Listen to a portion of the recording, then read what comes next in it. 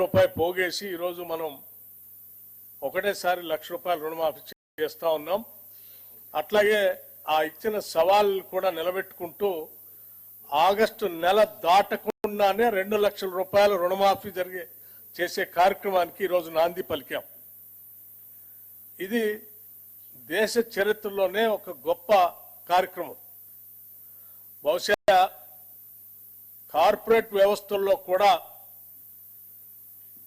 స్వతంత్ర భారతదేశంలో ఏ బ్యాంకు కూడా ఏ కార్పొరేట్ రంగం కూడా ఒకటేసారి 31,000 కోట్ల రూపాయలు బ్యాంకులు కట్టినటువంటి చరిత్ర ఈ దేశంలో ఎక్కడా లేదు.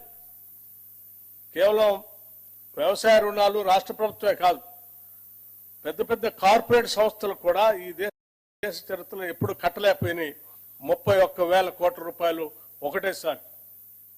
అటువంటి గొప్ప కార్యక్రమాన్ని ఈరోజు తెలంగాణ రాష్ట్ర ప్రభుత్వం 31,000 కోట్ల రూపాయలని రైతాంగ సోదరులకి వారు తీసుకున్న రుణాన్ని మాఫీ చేస్తూ మీరు కట్టాల్సినటువంటి 40 లక్షల అకౌంట్లకు సంబంధించిన డబ్బుల్ని ఒకటే అకౌంట్ నుంచి రాష్ట్ర ప్రభుత్వం మీ అందరి తరఫున ఈరోజు బ్యాంకులకి డబ్బులు కడతా ఉంది.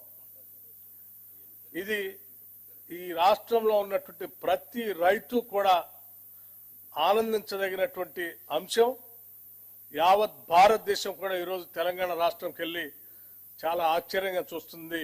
తెలంగాణ ప్రభుత్వం ఇప్పటికే ఇచ్చిన 6 గ్యారంటీల్లో 5 గ్యారంటీలు అమలు చేస్తూ రుణమాఫీ కూడా 2 లక్షలు చేస్తా ఉంటే చాలా ఆశ్చర్యకరంగా మనకెళ్ళి చూడటమే కాదు, రేపొద్దున దేశంలో ప్రతి రాష్ట్రం కూడా దేశం కూడా తెలంగాణ మోడల్లో మనం ముందుకు పోవాలనేటువంటి ఆలోచనతో కలిగించే విధంగా జరుగుతున్నటువంటి ఈ కార్యక్రమం నిజంగా చాలా గొప్ప కార్యక్రమంగా నేను భావిస్తా ఉన్నాను.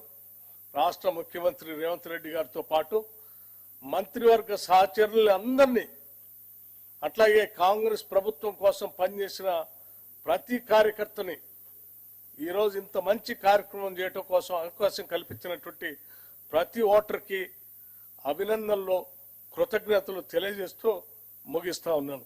ధన్యవాదాలు.